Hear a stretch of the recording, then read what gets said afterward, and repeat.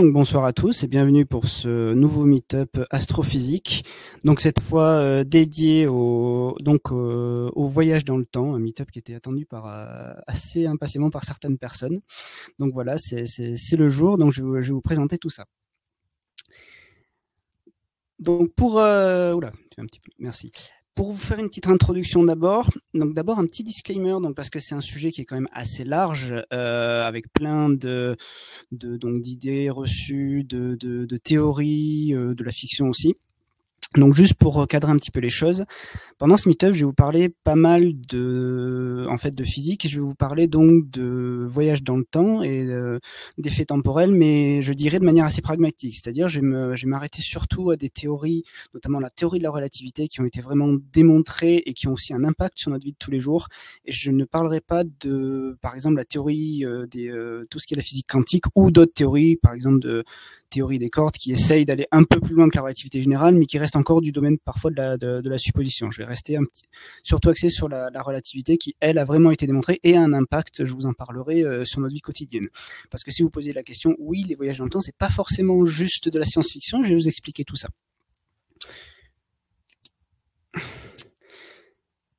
Donc, tout d'abord, je vais vous parler je vous dis de relativité. Donc, on va commencer par... en fait, ce meet-up, je vais vous présenter en deux grandes parties, puisque vous savez, je vais vous parler donc de relativité. Donc, d'abord, en fait, la relativité restreinte, puis la relativité générale dans un deuxième temps, chacune avec ses applications et ses spécificités. Et donc, pour commencer, nous allons parler de Newton. Oui, je sais, vous attendez pas forcément à lui, mais comme on va quand même parler pas mal de physique, on va devoir poser des bases. Et donc, on va commencer avec notre cher Isaac Newton. Donc, Isaac Newton, que vous connaissez tous, je suppose.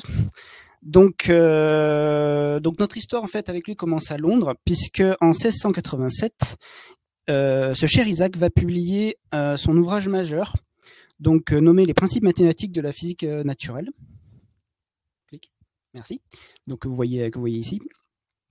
Donc c'est l'ouvrage majeur de Newton, du moins en ce qui concerne la physique et les corps, puisque dans cet ouvrage, Newton va tout simplement nous présenter ses travaux sur la physique du mouvement et notamment ses fameuses lois ainsi que la loi universelle de la gravitation. Sur tout ce que Newton nous apporte là-dedans, en fait, ici, on va retenir trois choses. Les lois du mouvement, donc ça, vous les avez très probablement vues au lycée en physique. Il y en a trois. Si vous avez fait S, du moins. Sinon, ce sont des lois relativement, notamment la première relativement classique, tous les mouvements. Pardon. C'est notamment avec le concept de référentiel galiléen. Si vous êtes immobile ou en mouvement rectiligne uniforme, s'il n'y a aucune force qui s'applique sur vous, il n'y a rien qui change. D'où notamment la notion de référentiel galiléen. C'est aussi ce qu'on appelle le principe d'inertie. Il sera très important pour la suite, donc gardez cette notion de référentiel galiléen dans un coin de la tête.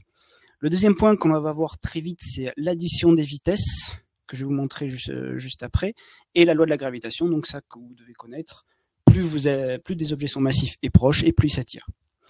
Pour l'addition des vitesses, pour un petit rappel, je vous ai juste fait la petite animation pour qu'on soit bien sûr de ce dont on parle, c'est très important. Si j'ai une fusée qui va à Mach 2, deux fois la vitesse du son, qui lance un boulet à Mach 1, si elle le lance vers l'avant, le boulet ira à Mach 2 plus 1, et si elle le lance vers l'arrière, eh bien, le boulet ira à Mach 2 moins 1. C'est une illustration très simple de l'addition des vitesses, et je vous le précise parce que c'est un élément qui va être fondamental pour la suite. Donc ça aussi, gardez-le bien dans un coin de la tête.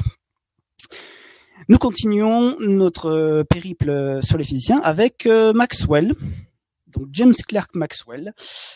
Oui, peut-être que vous l'attendiez pas et que vous le connaissez un peu moins, celui-là. Donc cette fois, on est toujours à Londres en 1864. Et donc ce cher Maxwell, lui, il travaille sur en fait l'électrodynamique. Donc il a fait lui aussi un article très important, Dynamical Theory of the Electromagnetic Field, puisque c'est vraiment son sujet de prédilection et c'est vraiment une sommité. Il a vraiment en fait poser les bases de l'électrodynamique dans le domaine physique. Alors vous allez me dire, c'est quoi le lien avec le Schmidblick? En fait, tout est noté dans cette phrase, où il dit en substance que la lumière et le magnétisme, donc l'électromagnétisme, c'est des phénomènes de même nature, et la lumière est une perturbation électromagnétique se propageant dans l'espace suivant les lois de l'électromagnétisme. Dit autrement, la lumière en fait est une onde électromagnétique. Ça aussi, si vous avez fait S au lycée, on vous l'a dit. Donc surtout, le truc qui nous importe, c'est que étant une onde, et elle n'est pas perturbée par le milieu, donc elle ne sera pas, elle ne suivra pas la loi sur l'addition des vitesses de Newton que l'on a vu juste avant. Ce qui pose du coup un petit problème, parce que la lumière, comment elle se comporte, on sait pas, du coup on comprend pas trop.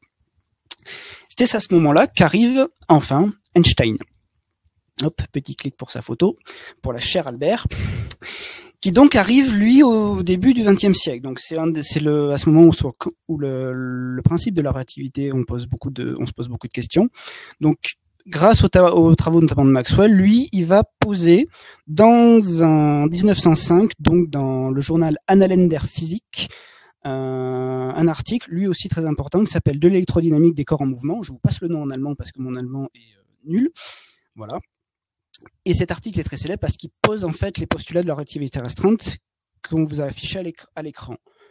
Le premier, donc, les lois de la physique ont la même forme dans tous les référentiels galiléens. Donc c'est ce qu'on appelle le principe de relativité. Donc on repose le principe des référentiels galiléens, et surtout derrière, et ça va être là c'est aussi un élément très important pour la suite, c'est que la relativité implique que suivant que si vous êtes des observateurs dans deux référentiels différents, en fait vous allez observer des choses différentes quand on va vous présenter une même expérience ou un même événement.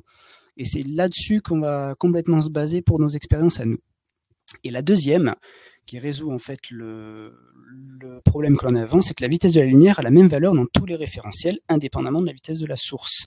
Et donc elle est indépendante notamment de la vitesse de la source, donc elle ne suit pas la deuxième loi de Newton, ce qui va être aussi très important pour la suite. Donc un des points, quand Einstein pose sa relativité restreinte et commence à en parler, pour illustrer, il fait des expériences de pensée. Et notamment, il fait des expériences de pensée avec des trains. Donc c'est pour ça que si vous voyez notre caméra, je vous ai fait une petite installation en train Lego que l'on va utiliser pour refaire ces expériences de pensée-là. Donc pour cela, on va avoir besoin de notre chemin. On va avoir besoin de deux observateurs. Donc je vous présente à la caméra Alice, qui va être notre premier cobaye d'expérience. Coucou Alice, si tu nous vois en vrai à distance. Et le deuxième cobaye, qui est à la manœuvre en tant que technicien aussi, c'est Loïc, que je vous présente. Bonjour Loïc, vas-y, tu peux cliquer. Donc voilà, ça va être nos deux cobayes d'expérience. Et ensuite, alors que vous voyez peut-être derrière l'écran, nous allons avoir donc besoin d'un train qui est ici. Et donc nous allons faire nos expériences là-dessus. Donc la première expérience va se présenter comme ceci. Je vais l'installer. Oups. Je démonte en plus le chemin, il ne faut pas trop le faire. Donc j'ai Alice dans ma main. Elle va être l'observateur à l'intérieur du train. Donc je la place à l'intérieur du train. Donc elle sera dans le référentiel galiléen du train. Pour elle, comme elle sera dans un train qui va circuler donc en fait de manière rectiligne uniforme, ce sera surtout dans la ligne droite qu'on va faire les expériences. En fait, elle sera comme si elle était dans la pièce actuellement, elle sera dans quelque chose qui sera immobile pour elle. Je mets dans le train avec Alice cette brique qui va représenter en fait un petit appareil émetteur de lumière. Le principe de cet appareil, donc, qui va être au milieu du train, donc au milieu de la voiture dans laquelle est Alice, c'est que cet appareil va émettre régulièrement de la lumière vers l'avant et vers l'arrière du train. Et les rayons lumineux en fait vont aller percuter les parois de la voiture vers l'avant et vers l'arrière. Nous mettons donc le train en place, qu'il va falloir accrocher. Voilà. Donc Alice est dans le train et tout est prêt. Loïc est notre deuxième observateur. Lui, il est sur le quai de la gare. Donc ce qui va se passer, c'est que Loïc va voir passer le train devant lui. Et donc il va aussi observer ce qui se passe. Donc dans cette expérience, on considère que Alice et Loïc peuvent voir, et nous aussi, les rayons lumineux sur leur chemin, que Loïc peut voir quand même aussi ce qui se passe à travers les fenêtres du train. Donc il va voir l'appareil d'Alice fonctionner. Et l'autre point qui est très important, c'est que pour que cette expérience ait une certaine valeur, le train, en fait, dans l'expérience de pensée d'Einstein, va à une vitesse proche de la vitesse de la lumière. Donc notre train, pour le coup, ce train Lego, je le connais depuis 30 ans, il est vaillant, mais bon, il va un peu moins vite quand même, mais on va considérer qu'il va à une vitesse proche de la vitesse de la lumière. Donc maintenant que tout est prêt, nous lançons notre train. Donc notre petit train circule, donc on estime à une vitesse proche de la vitesse de la lumière, et donc l'appareil d'Alice fonctionne à l'intérieur et envoie des rayons lumineux régulièrement vers l'avant et vers l'arrière. Sur les lignes droites, donc, comme vous pouvez le voir, il est en mouvement rectiligne uniforme, donc référentiel galiléen. Hop, on a un petit problème d'aiguillage, on règle. Et donc, on observe ce qui se passe. Donc, Alice va observer à l'intérieur du train ce qui se passe de son point de vue, et Loïc va faire la même chose depuis le quai de la gare. Donc, j'ai fait des petites animations, donc je vais arrêter le train parce qu'il fait un petit peu de bruit chez nous. Voilà. Et passons en fait aux animations. Reclique s'il te plaît Loïc. Voilà. Donc sur cette slide, je vous ai représenté donc le train est dans les deux situations. En haut, je vais le faire une fois. Vous avez donc le train. Ah non. On a un petit problème. Voilà, c'est reparti. Donc en haut, nous avons le train avec Alice à l'intérieur. Donc la partie du haut de la salle représente le point de vue d'Alice. Dessous, nous avons Loïc, que j'ai mis donc de dos, qui regarde la voie, qui est un peu cachée, mais ce n'est pas très grave, et qui va regarder passer le train devant lui. Donc, comme vous pouvez le voir, en haut, donc, le train avance et l'appareil fonctionne, et les rayons lumineux sont envoyés dans la voiture vers l'avant et vers l'arrière. Et comme on a placé l'appareil au milieu de la voiture, les rayons frappent les parois en même temps. Ce qui se passe chez Loïc, c'est ça. Alors, je vais vous le repasser plusieurs fois pour que vous regardiez bien, pour que vous puissiez bien voir, pardon. Mais comme vous pouvez le constater, en fait, lorsque le train avance, les rayons lumineux en fait partent, mais sont dissymétriques. Je vous refais passer l'animation une fois. Parce que quand vous voyez, en fait, quand les rayons sont émis, en fait, le rayon vers l'avant fait la course avec le train, tandis que le rayon vers l'arrière voit la paroi arrière du train venir vers lui. C'est ce que j'ai représenté ici, sous forme d'image statique. Donc vous voyez, du point de vue d'Alice, en fait, comme elle est, dans un train, et en fait, pour elle, c'est comme dans la pièce actuellement, tout est immobile, les rayons lumineux partent du milieu du train et vont frapper les parois en même temps. Par contre, du point de vue de Loïc, il se passe ce décalage. Et c'est dû au fait que, déjà, ils ne sont pas dans le même référentiel, donc ils n'observent pas la même chose. Et rappelez-vous le postulat d'Einstein, la lumière, en fait, sa vitesse est indépendante de la vitesse de la source. Donc, du point de vue de Loïc, en fait, la lumière part d'un point de l'espace et on le voit en fait avec la flèche en bas. En fait, quand le rayon est émis vers l'avant, il fait la course avec le train pour rattraper la paroi avant de la voiture. À l'inverse, le rayon émis vers l'arrière est beaucoup plus court parce que la paroi de la voiture arrive vers lui. C'est ce principe que donne Einstein. Donc, là, on n'a pas addition des vitesses pour la lumière. Du coup, ça nous donne déjà un premier point intéressant. Puisqu'en effet, si vous regardez bien, dans le cas d'Alice, les deux rayons lumineux frappent les parois en même temps, et c'est plus le cas dans le cas de Loïc. Donc en fait, déjà, on est en train de remarquer que, en fonction de notre référentiel et de la manière dont on observe un événement, on a déjà la simultanéité des événements qui est brisée. C'est-à-dire que suivant votre point de vue, les événements qui peuvent apparaître simultanés pour un observateur donné ne le sont plus pour un autre dans un autre référentiel. Donc c'est déjà un premier point intéressant. Nous allons continuer nos expériences de pensée avec une deuxième expérience avec des trains. Donc nous prenons toujours Alice et Loïc. Donc je replace mon train à la position de départ. Cette fois-ci, tu peux cliquer encore une fois, l'appareil que nous allons utiliser va être légèrement différent. Donc je laisse l'appareil à l'intérieur du train. Cette fois-ci, l'appareil lumineux que l'on met dans le train avec Alice, pareil, va toujours envoyer des rayons lumineux régulièrement. Sauf que cette fois, il va les envoyer du sol vers le plafond, ça va rebondir vers le plafond et revenir au sol.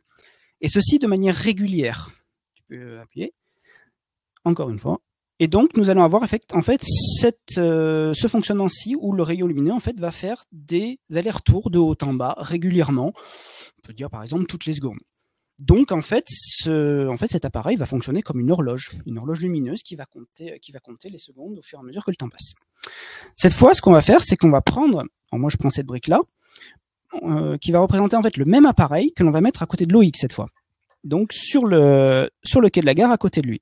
C'est exactement le même appareil qui fonctionne de la même façon et surtout, comme vous pouvez le voir peut-être à l'écran aussi, ils sont synchronisés.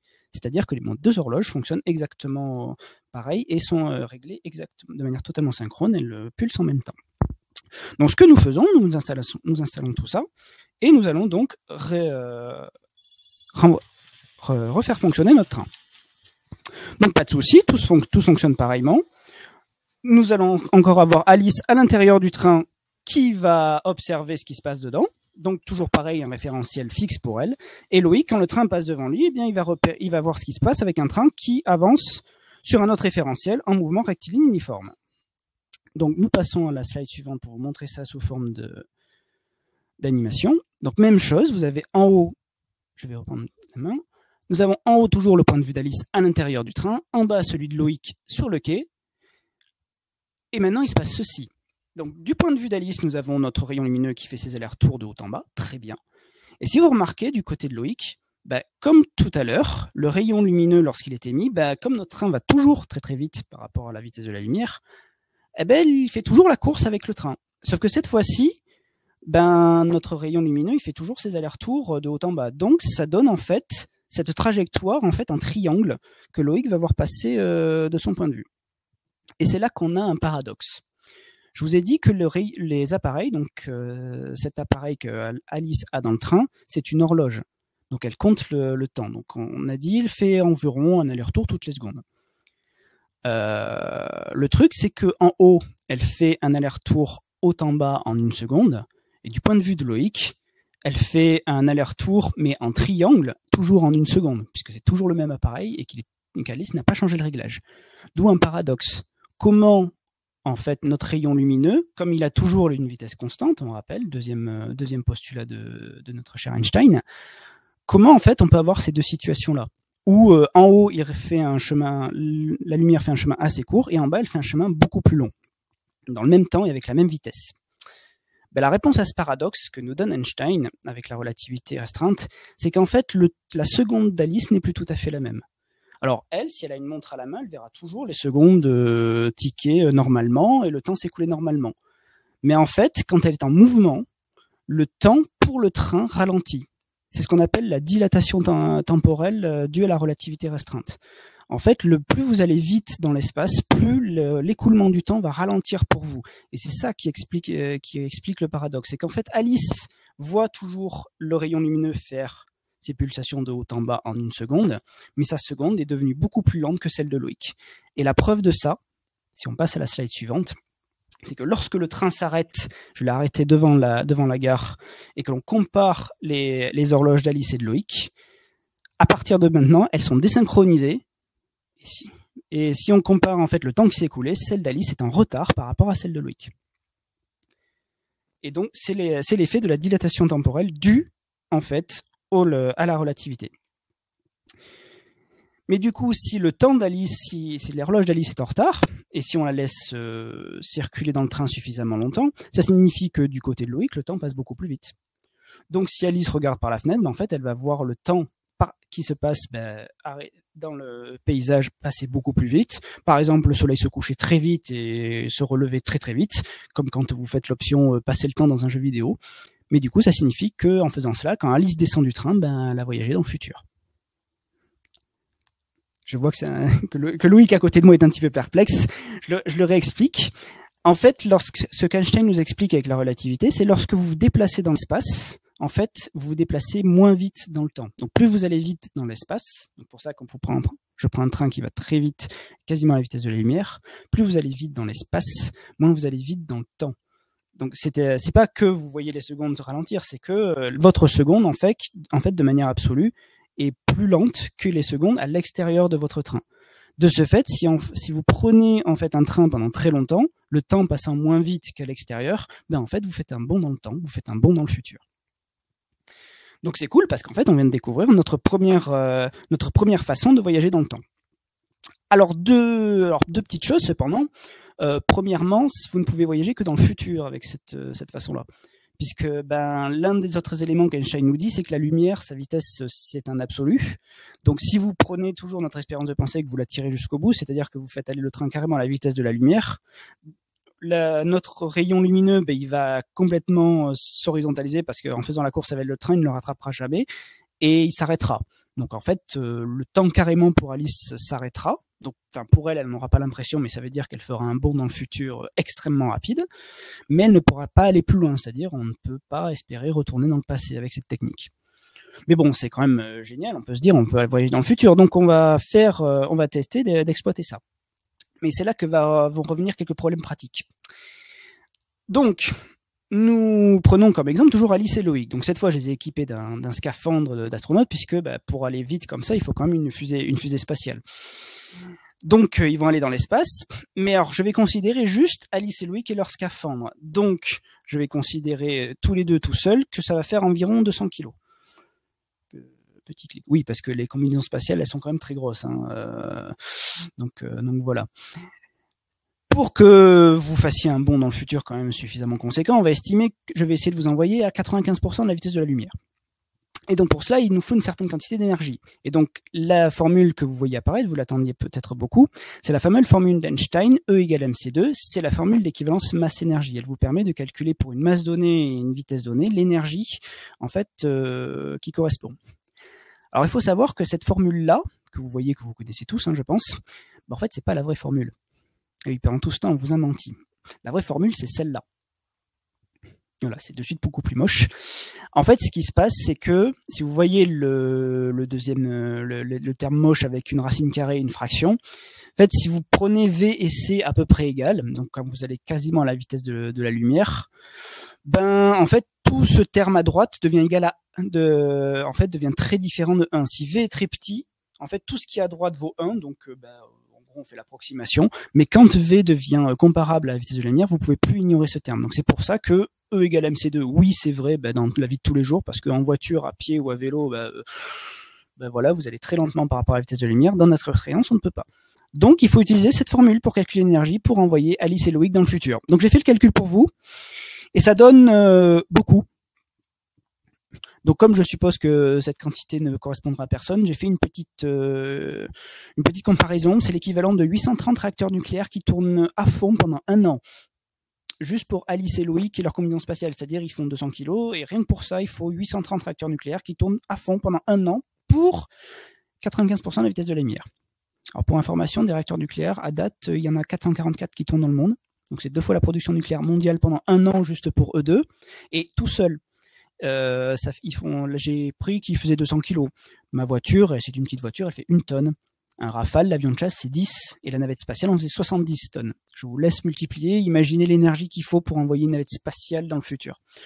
Donc comment vous dire, non, on n'y arrivera pas, parce que les quantités d'énergie à déployer sont juste dingues pour arriver à utiliser cette méthode. Mais bon, c'est pas grave. Comme je vous le disais au début, Einstein a fait 2 parties à sa théorie de la relativité restreinte et la relativité générale. Donc, nous allons passer à cette deuxième partie. Donc, nous allons maintenant parler de relativité générale. Nous allons voir ce qu'elle peut nous apporter, puisqu'on cherche toujours à voyager dans le temps. Donc, si on reprend nos points précédents, donc notre cher Einstein, il nous a, avec la relativité restreinte, nous a déjà permis de racoler quelques points de ce que Newton nous avait dit avant.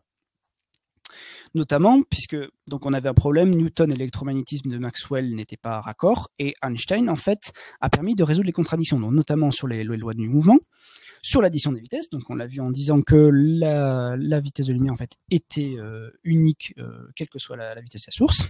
Cependant, il reste encore, avec la relativité restreinte, la loi de la gravitation, qu'on n'arrive pas encore à recoller à tout le reste.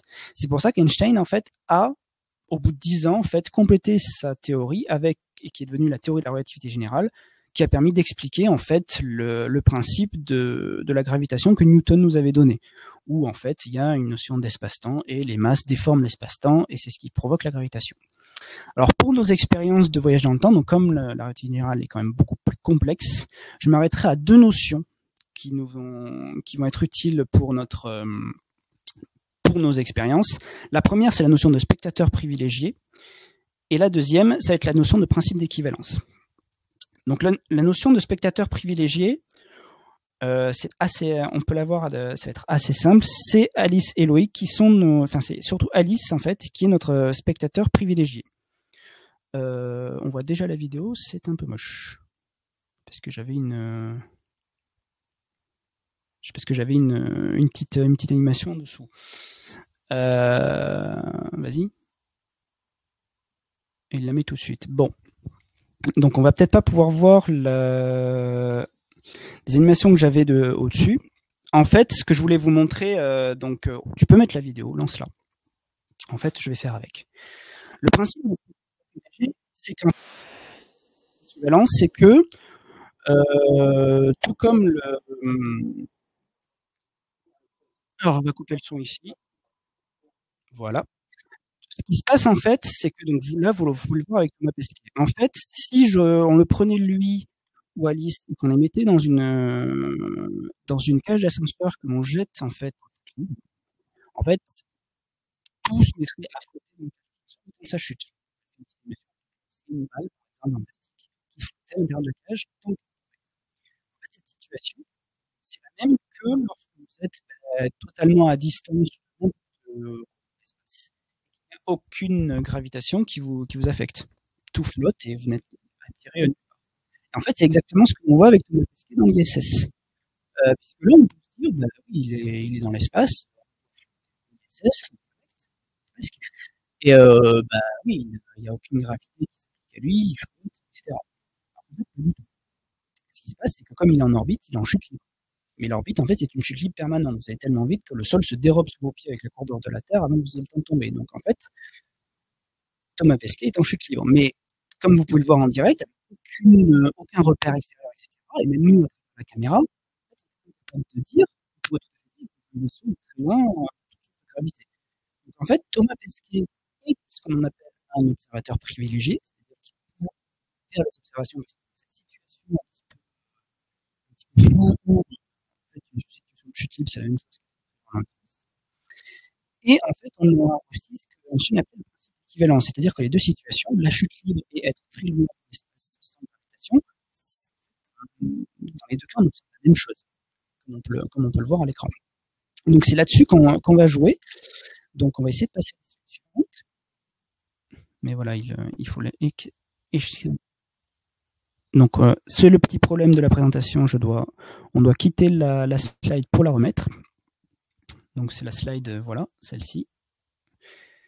À partir de la diapositive actuelle. Dans le bandeau qui s'ouvre. Voilà. On peut le muter d'ailleurs. Donc pour la deuxième partie, vas-y, clac, voilà. Donc je vous parlais d'une cage d'ascenseur en chute libre et qui est équivalent au cas d'un vaisseau spatial qui est très loin. En fait, on peut inverser le problème.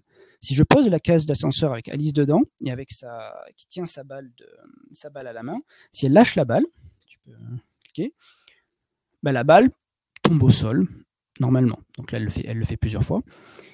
Mais en fait, cet effet de vous êtes au sol, vous avez la balle qui est tirée au sol, c'est par principe d'équivalence, c'est exactement le même que si elle était dans une fusée en accélération constante et qu'elle lâchait aussi la balle. Puisqu'en fait, la gravité, c'est une accélération vers le bas. Donc si vous êtes loin de tout le reste et que votre vaisseau accélère régulièrement, eh bien en fait, votre balle va tomber au sol exactement de la même façon que sur Terre. Pour ceux qui ont lu la BD de Tintin de la Terre à la Lune, c'est exactement la raison pour laquelle les héros, Tintin, le capitaine Haddock, Tournesol, etc., ils marchent sur le sol de la fusée en permanence et sans problème. C'est Tournesol qui l'explique, en fait, la fusée accélère en permanence, donc ça les colle au sol, et donc ils marchent comme s'ils étaient sur Terre. Mais du coup, ça signifie que, en fait, une accélération, comme vous pouvez le voir à droite, en fait, ça simule la gravité. Puisque ça simule la gravité, par exemple, comme sur Terre. Et donc, c'est ce qui va être très intéressant. Donc, on clique ensuite. Là, on va faire le lien avec les expériences juste avant. Si vous mettez Alice et Loïc toujours dans votre fusée qui accélère, ils ont chacun une lampe torche dans la main et ils vont envoyer un rayon lumineux vers le haut ou vers le bas. Ce qui va se passer, on l'a vu avec la relativité restreinte, en fait, les rayons lumineux, ils vont faire la course avec le vaisseau. Donc tu peux les afficher. Et en fait, ce qui se passe, c'est que donc la lumière étant une onde, en fait, elle parcourt l'espace en fait, en faisant une onde, donc de haut en bas. Mais du coup, c'est exactement le même principe que notre deuxième expérience avec le train de tout à l'heure. C'est-à-dire que plus le vaisseau va aller vite et va accélérer, plus l'autre rayon lumineux va faire la course avec lui. Et donc, quand vous allez envoyer un rayon vers l'avant, vers le haut, vers l'avant du vaisseau, en fait, cet effet du rayon qui fait la course va être d'autant plus fort que le vaisseau accélère. Et donc, l'onde de notre lumière va s'accentuer, exactement comme pour le train de tout à l'heure. Et c'est représenté en rouge parce que pour un rayon lumineux, quand vous augmentez en fait cette oscillation, donc sa longueur d'onde, en fait, en termes de couleur, en fait, vous vous décalez vers le rouge.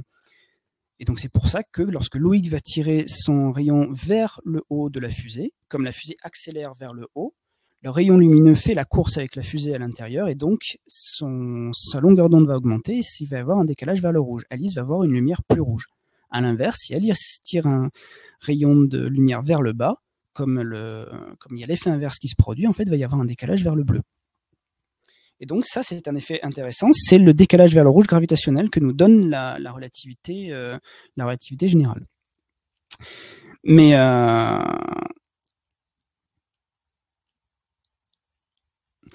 et du coup, ce que l'on avait vu, c'est que cet effet dans la relativité restreinte, en fait, ça nous permet, c'est un effet aussi de dilatation temporelle, puisque c'est ce qu'on a vu avec le train.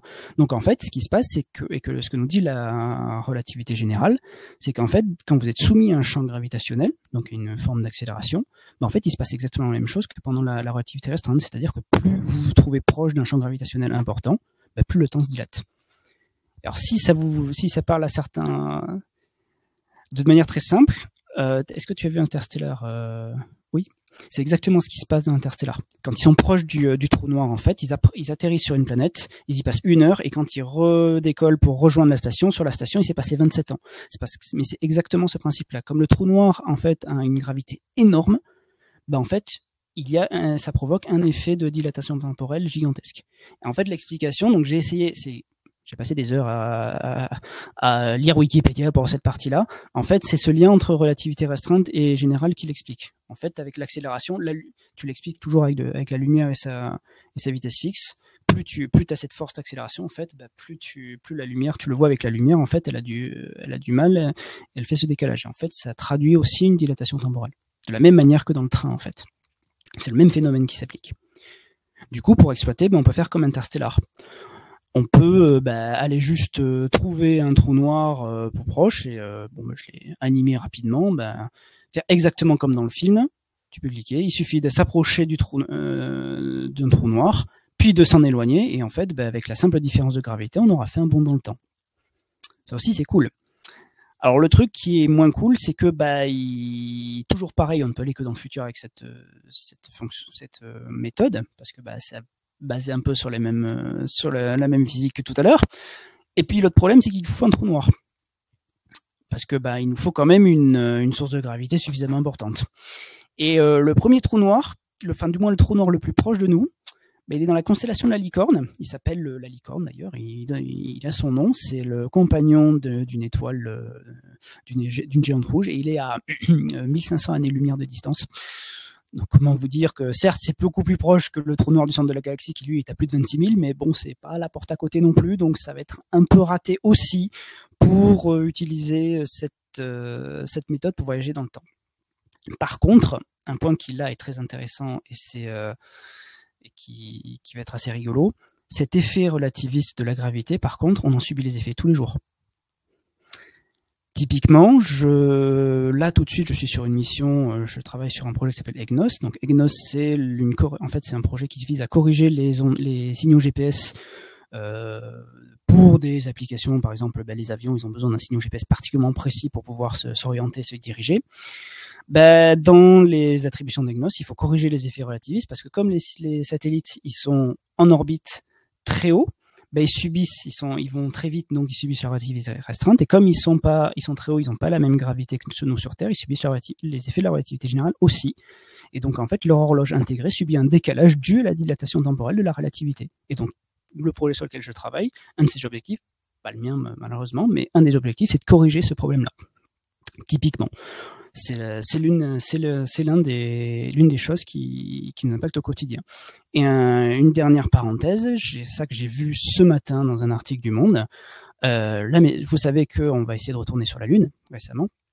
Et la Maison Blanche, en fait, a donné mission à la NASA aussi d'établir un temps lunaire universel. Il y a un temps terrestre universel, l'UTC, et sur lequel il y a du décalage horaire, mais on est tous calés. La Maison Blanche a demandé à la NASA de faire la même sur la Lune. Parce que le gros problème de la Lune, c'est que elle est 6 fois moins grosse que la Terre. Donc, il y a 6 fois moins de gravité. Et donc, le temps s'écoule plus vite, puisque la gravité y est moindre. Pas de beaucoup, de 50 microsecondes par an. Donc pour nous, on va pas en subir les effets. Par contre, pour les vaisseaux spatiaux qui ont eux aussi, comme les avions pour EGNOS, besoin d'une super précision sur leurs propres signaux GPS ou autres, ça comptera. Et donc, il va aussi y avoir tout un projet pour établir un temps universel lunaire pour arriver à prendre en compte cet effet de la relativité. Donc voilà. Bonne soirée à tous. Au revoir.